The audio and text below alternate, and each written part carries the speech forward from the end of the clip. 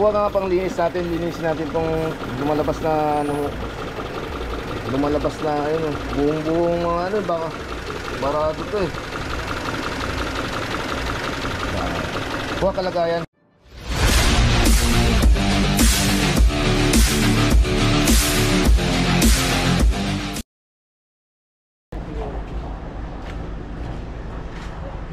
Wow.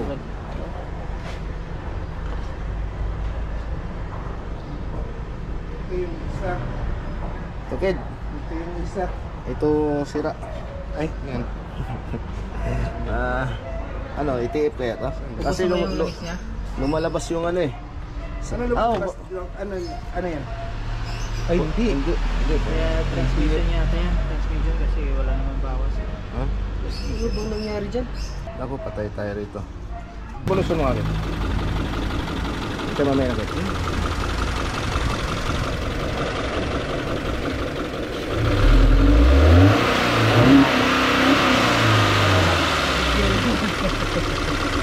Dalaan lang. Bugil. Ito nga agad, ito agad.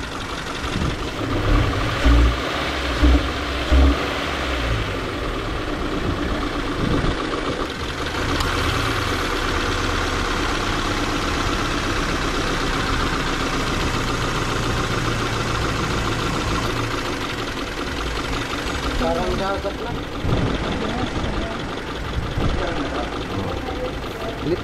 Kuha ka nga pang linis natin. Linisin natin tong lumalabas na ano, lumalabas na ayun, buong mga ano, baka barado to eh.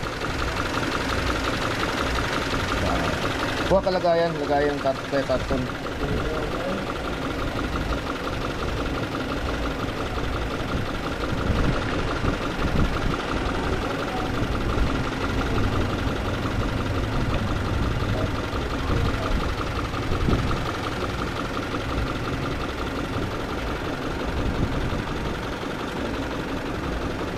Linisin mo natin.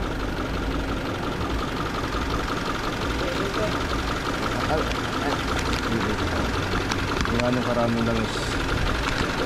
Nakita mo? Wala ah. Nakita mo na ba ito? Tingnan mo man na ba? Nakita mo na ito? Ayan, overheat pa rin ah. Overheat. Ay, nag-video call sana ngayon. Overheat. Wala, iwan na. Pakita mo. Pupunta naman dito. Oo. Video call mo sana to para kita nyo. Painitin muna natin para malaman natin yan. Overheat, yung sa mga irrigator, Marami langis. lalabas yung mga langis. Dami. Tuyo na yung langis, parang mga luma na, dating langis. Ano na, sebo na eh. Sige na. Kaya obserbahan ka mo. Baka nagbabara. May ano na oh, may pressure, may bula na yung tubig eh. Ano yan? Tama na kita. Ayun ko, sabi ko na. Parang grasa na eh. Mga boss, ang ginawa namin, yung mga kapal na langis dito sa embudo, tinanggal namin. Ngayon, obserbahan namin. Ayun mga boss, sariwang langis na yung lumalabas dito sa may tubig niya o kaya kulat. Ngayon, habang pinapandar namin ng matagal dito mga boss, dito sa may takip ng makina, may langis na, may tubig na rin pumasok dito nung umuti na siya. Kaya ito mga boss, kapalagay ko ang sira na nito talaga cylinder head gasket. Kasi nga inobserbahan po namin ng matagal to para makasigurado po tayo na bago natin buksan yung makina, sigurado tayo sa ating gagawin. So ito na mga boss, sigurado na po ito sa may cylinder head may problema dito.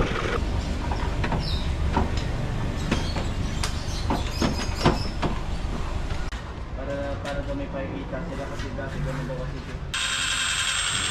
Wag smooth na yung Luwag smooth na.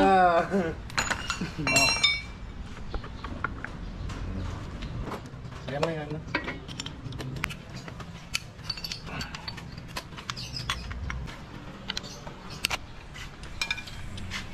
Oh. Ha? Ayos pino. Ayan. Ang pinas mo tubig.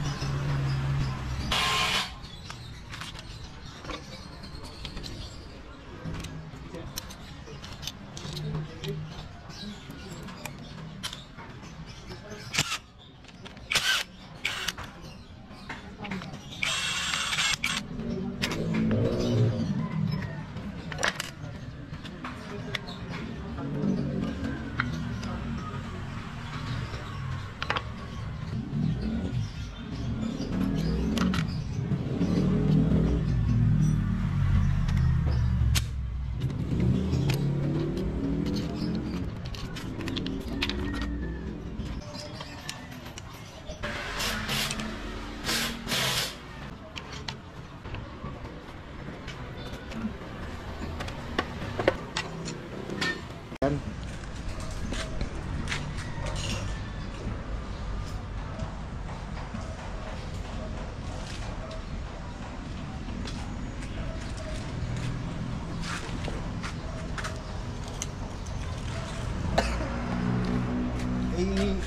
Itago natin itong mga pyesa mo. Yan, lilinisin mo. Linisin lang. Ayan, yung mga plastic.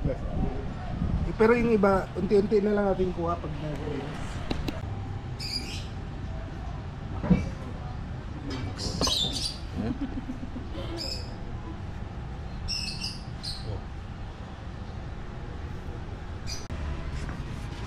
Okay na lang, oh.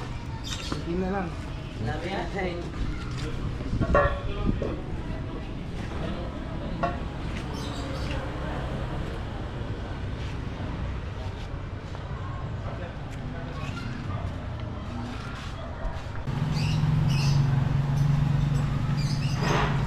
Ito yung block ng Subaru na FB20 na engine. Ito yung block niya. Ito yung makikita natin sa block niya, sa makina. 4 cylinder lang po ito. Ang gagawin natin muna nito mga boss, uunahin natin ito pagkakabit dito yung sa may crankcase, yung housing po ng oil pan. So ito po yung oil pan niya, yung pinaka crankcase. Tapos ito yung ikakabit muna natin, uunahin po natin to. Tapos ito yung mga parts po nito. Ito po yung cylinder head nya, dalawa po yan. Ang isa nilinisan pa. So ito po yung mga ikakabit natin. Ang gagawin muna po natin, kasi po isa po sa dahilan kung bakit po naghalo yung tubig at langis dito po sa o-ring, may mga o-ring po to rito. Ito po kasi daanan po ng tubig. Ito po, tatlong butas ito, daanan po ng tubig yan. Tapos dito langis po to rito banda. Kapag sira po yung o-ring, maaari po yung tubig halo po rito sa langis. Kaya ang gagawin natin mga boss, papalitan po natin tong o-ring dito. Tapos ang isusunod po natin yung cylinder head. Mamaya unahin mo natin itong ibabaw, unahin mo natin itong pinaka ilalim ng makina. Kasi ang makina po nito, pag pahaba po ang makina nito, ang forma po nitong makina nito pag nakakabit sa sasakyan. So nakakabito po siya. Ito ang makina po na to, ito po FB20 na Subaru Forester. So ito po siya. Tapos dito yung nakalagay yung timing chain nya. Tapos dito cylinder head, magkabilaan po dito yung cylinder head nya. So ang forma po nito, nakahiga ang kabit po sa sasakyan. Pinaka-crankcase base nya, ito na. kailangan natin mga boss ingatan tong pagkabit na ito. Kailangan isang detsurang lang.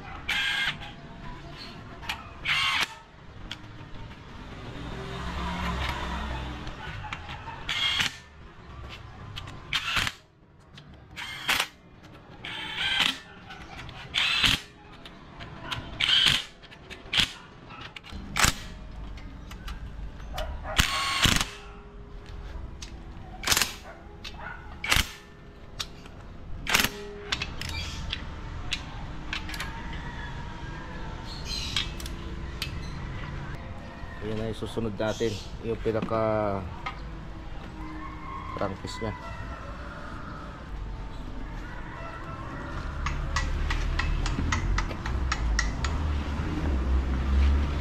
Yung ano, ang importante dito mga boss, itong uring, mga uring dito sa ito, mga uring. Kaya kailangan natin pag ikabit sigurado.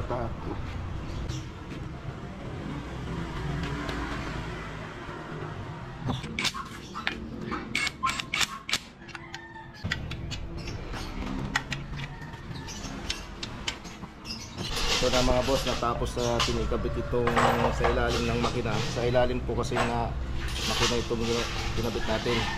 Ang susunod natin ngayon ang cylinder head na bali dalawa po ang cylinder dito, magkabilaan.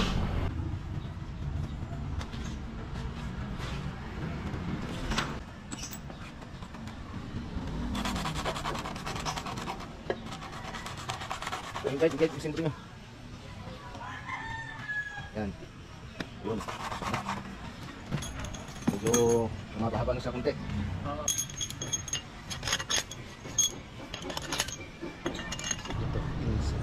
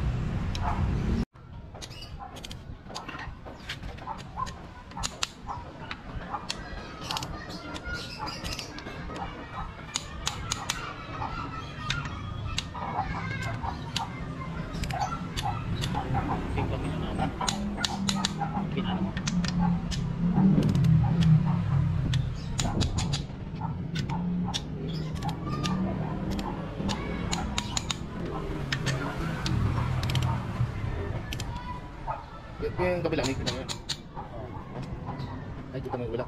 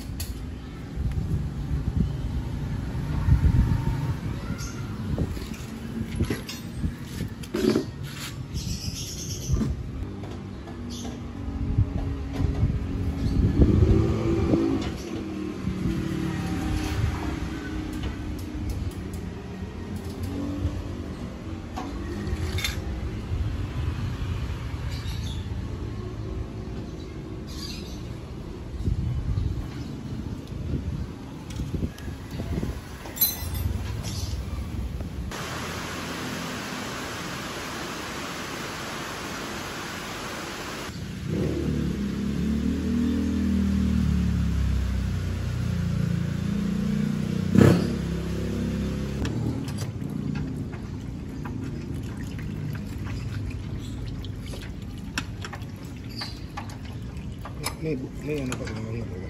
Huh? Mayroon ba? Umaandar na po ngayon yung ginawa po natin. Matining na po siya, walang problema dito sa pool, sa tubig, wala na pong langis na humalo. So ito na po, ayos na po ito at inoobserbahan na lang po namin. So ito na po itong sabaro na ginawa natin.